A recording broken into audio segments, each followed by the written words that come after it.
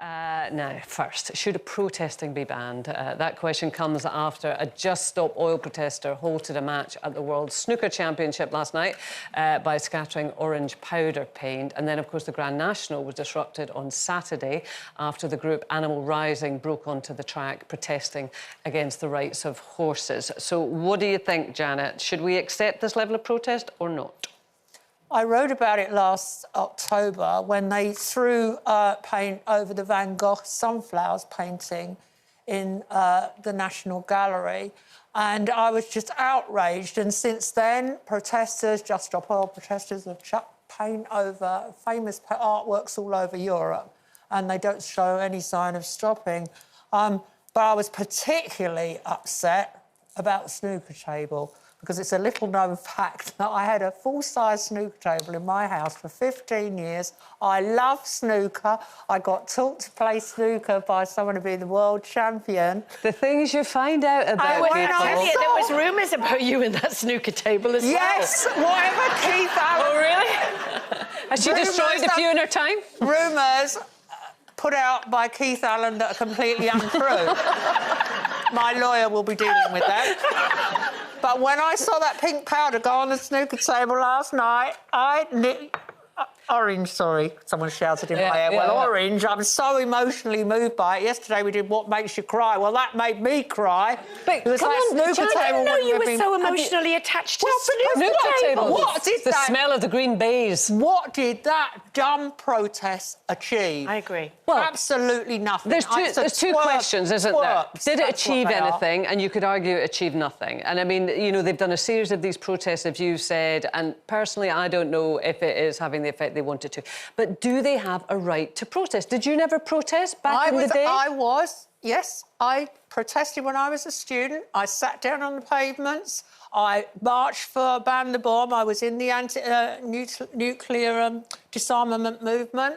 I was in a whole lot of stuff when I was a teenager, and I really believe in the right to protest. But my protests were peaceful. They didn't impede other people's games. No, they did not. I went on the anti-Vietnam demonstration in the 60s, and there were 20,000 people on that demonstration. But what I saw at the Grand National didn't help the animals at all. Well, I mean, they've been... the race. Go on, Brenda. Well, I've never done a protest, but I'm not against protests. If you're going to protest peacefully so that it actually gets acknowledged and recognised as something. My thing is, why choose a snooker game for an oil protest? The two don't they want actually... Because they want an audience. They want to bring attention to climate change.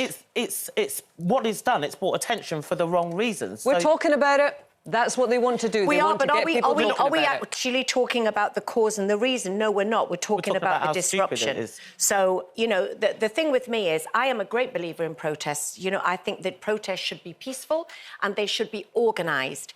And, you know, the same people, the same cause of the reason these people are protesting, the same people were protesting on the motorway, right? Now, bearing in mind, we've had a lot of illness, we've had a lot of death, there's been a lot of, you know, strikes, etc.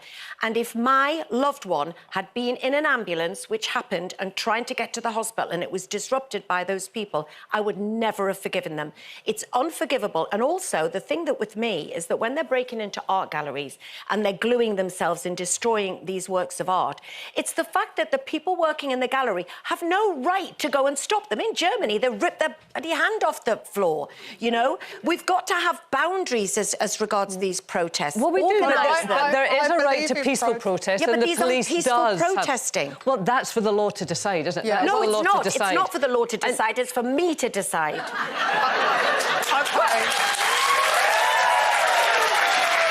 The world according to Denise. OK. Be afraid. Be very afraid. Well, I was a peaceful protester. Let me emphasise that. The suffragettes weren't back in the day? Well, my generation invented the sit-in. We sat down in our colleges. Lazy devils.